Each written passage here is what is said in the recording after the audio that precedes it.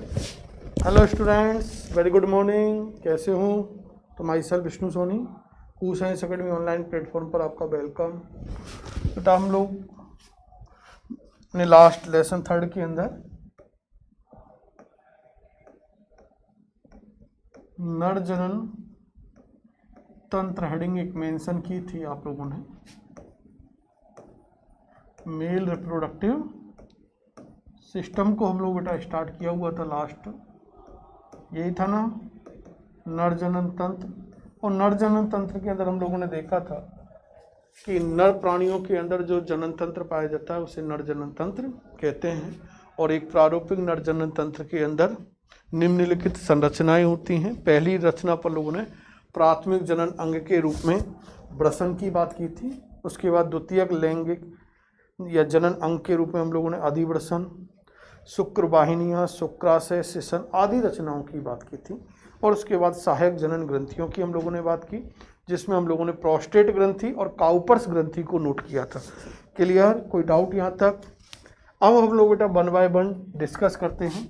और उसमें फर्स्ट आप लोग अब हेडिंग मेंशन करोगे वृषण, टेस्टिस के बारे में हम लोग आज की इस क्लास के अंदर डिस्कस करने वाले हैं।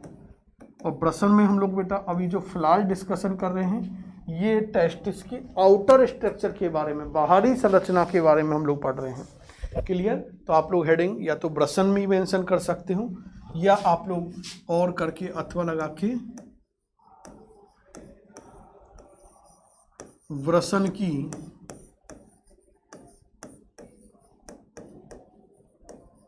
बाह्य संरचना,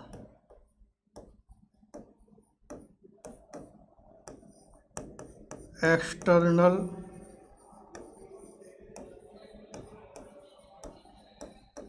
स्ट्रक्चर ऑफ टेस्टिस, वृषण की बाहरी रचना, ये आप लोग इस रूप में भी हम लोग इस टॉपिक को डिस्कस कर रहे हैं।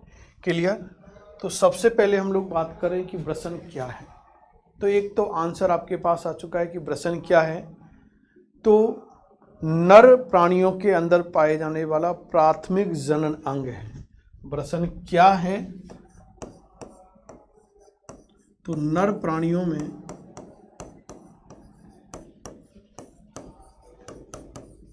पाए जाने वाला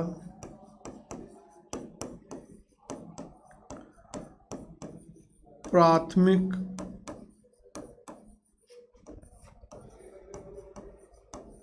जनन अंग क्या कहलाता है? वृषण कहलाता है।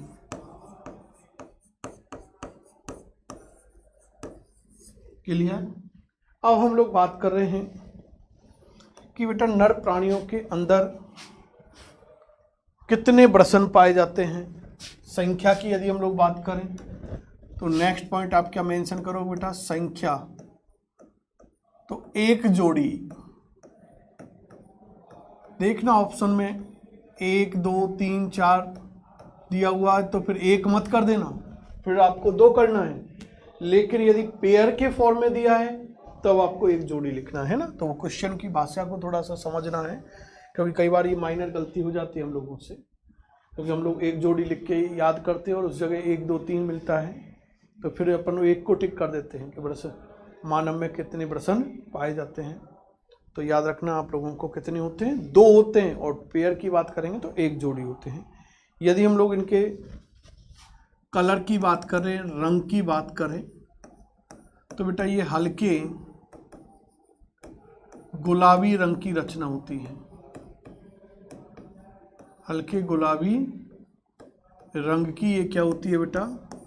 रचना होती है। आगे हम लोग बात कर रहे हैं कि स्थिति की बात करें, पोजीशन, कि ये वृषण नर प्राणियों के अंदर कहाँ पाए जाते हैं। तो इतना अब आपको ज्ञान हो चुका है, इतना आपको पहले भी बताया था मैंने कि सामान्यतः ये उदर गुहा के बाहर वृषण कोशों में क्या होते हैं? स्थित होते हैं। तो स्थिति उदर गुहा के बाहर, उदर गुहा के बाहर वृषण कोशों में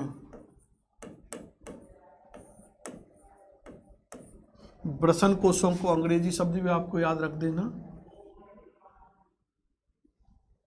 ब्रसन कोशों को अंग्रेजी में क्या बोलते हैं, तो याद रखना आप लोगों को स्क्रोटम सैक के नाम से जाना जाता है। तो स्क्रोटल सैक, क्योंकि कई बार ये शब्द लिखा हुआ मिल जाता है बेटा, हिंदी में लिख देते हैं इसको। तो स्थिति उदरगुहा के बाहर ब्रसन कोशों में स्थित होते हैं।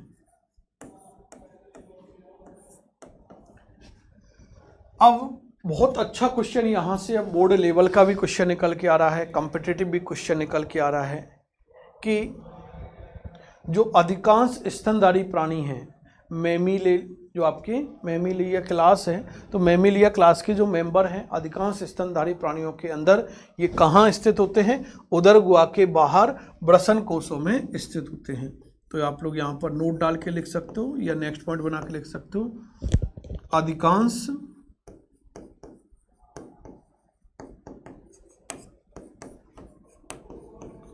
स्तनधारी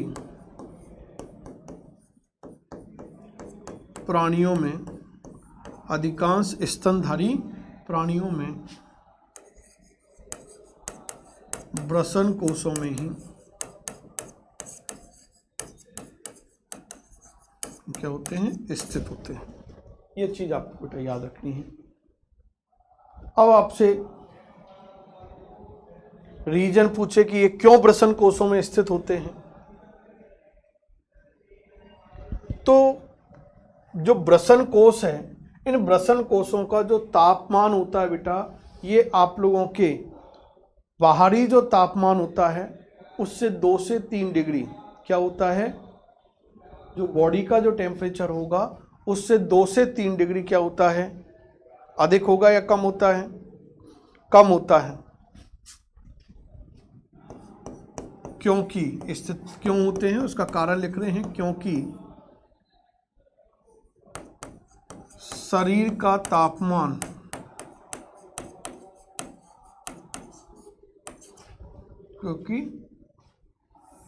ऐसे लिखना, क्योंकि इनका तापमान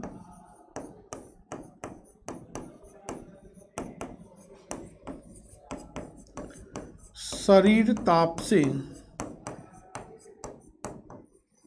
2 से 3 डिग्री सेंटीग्रेड कम होता है। और जो शुक्राणु परिपक्वन के लिए क्या है, प्रतिकूल होता है।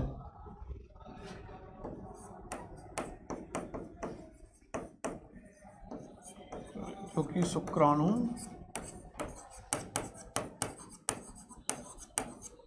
परिपक्वन के लिए आवश्यक होता है।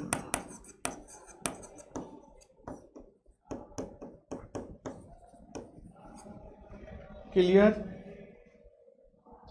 यदि मैं इनकी उत्पत्ति की बात करूं, उद्भव की कि भ्रूणी अवस्था में ये कहाँ उत्पन्न होते हैं, तो बेटा याद रख लेना है कि जो दोनों ही प्राथमिक जनन अंग हैं, इनकी भ्रूणीय उत्पत्ति मीसोडर्म टाइप की होती है। तो भ्रूणीय उत्पत्ति की बात करें अपन लोग, तो भ्रूणीय उत्पत्ति होती है बेटा मीसोडर्मल।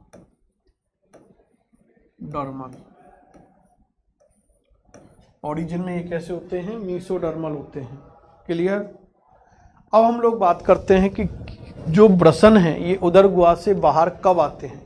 तो सामान्यतः भ्रूणीय परिवर्तन के भ्रूण अवस्था के अंदर तो ये उदरगुहा में ही पाए जाते हैं, लेकिन मनुष्य के अंदर जो भ्रूण परिवर्तन का जो 7वें माह होता है, तो उस 7वें माह के अंदर ये उदरगुहा से बाहर आ जाते हैं। तो सामान्यतः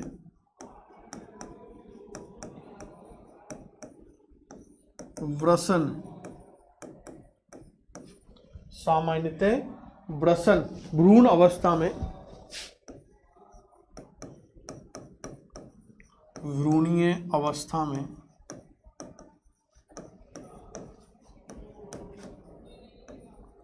उदरगुहा में ही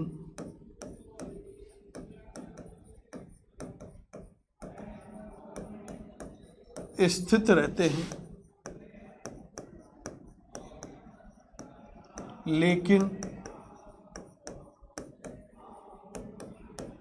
भ्रूण परिवर्धन या विकास के 7वें माह में ये उदर गुहा से बाहर आ जाते हैं। अच्छे अच्छे कंसेप्ट है बेटा, इनमें से नीट में जनरल क्वेश्चन पूछा जाता है, नीट के रिगार्डिंग तो बहुत इम्पोर्टेंट है। क्लियर। अब हम लोग कह रहे हैं यदि जन्म के पश्चात भी, एक रीजन आ रहा है कि यदि जन्म के पश्चात भी ये जो वृषण है ये आपके उदर गुहा से बाहर नहीं आए तो क्या होगा। तो नहीं बाहर आएंगे तो तापमान प्रतिकूल हो जाएगा, तो शुक्राणुओं के परिपक्वण की क्रिया पे क्या पड़ेगा, प्रभाव होगा। तो ये बहुत लॉजिकल क्वेश्चन, बोर्ड के लिए भी अच्छा क्वेश्चन है। क्लियर। तो यदि ये वृषण जन्म के पश्चात भी, यदि ये वृषण जन्म के पश्चात भी उदर गुहा से बाहर नहीं आ पाए तो, यदि ये वृषण जन्म के पश्चात भी उदर गुहा से बाहर नहीं आ पाए तो ऐसे नर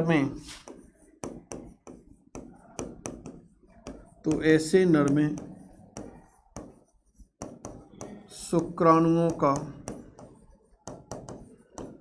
परिपक्वन नहीं हो पाएगा, यानी शुक्राणु परिपक्वन की क्रिया पे क्या पड़ेगा, प्रभाव पड़ेगा। यहां तक कोई डाउट बेटा। आगे चलें। नेक्स्ट कंसेप्ट अब हम लोग डिस्कस कर रहे हैं कि कुछ प्राणी ऐसे भी होते हैं जिनके अंदर जो वृषण है ये उदर गुहा में ही स्थित होते हैं भ्रूणीय परिवर्धन के संपूर्ण विकास के दौरान। क्लियर। तो कुछ प्राणियों में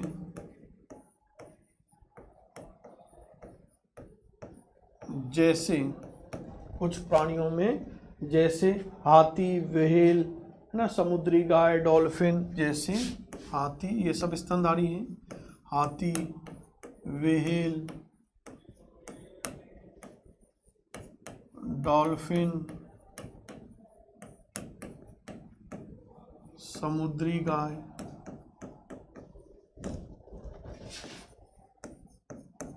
आदि में वृषण उदर गुहा में ही स्थित होते हैं। क्लियर। ये अच्छा क्वेश्चन है, नीट के रिगार्डिंग याद रखना, एग्जाम्पल वाइज क्वेश्चन आते हैं यहाँ से। क्लियर। और यदि कुछ प्राणियों की हम लोग बेटा बात करें तो इनके अंदर जो वृषण है ये जनन के समय ही उदर गुहा से बाहर आ जाते हैं। तो ऐसे कौन कौन से प्राणी हैं, तो जो खरगोश हुआ, चूहा हुआ, बिल्ली, गिलहरी आदि में ये जनन के समय ही उदर गुहा से बाहर आ जाते हैं। तो कुछ प्राणियों में जैसे खरगोश, चूहा, बिल्ली, गिलहरी, क्लियर, आदि में वृषण जनन के समय ही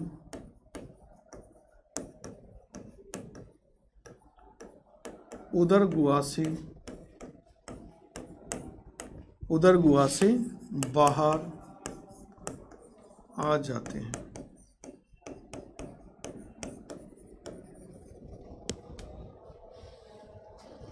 क्लियर।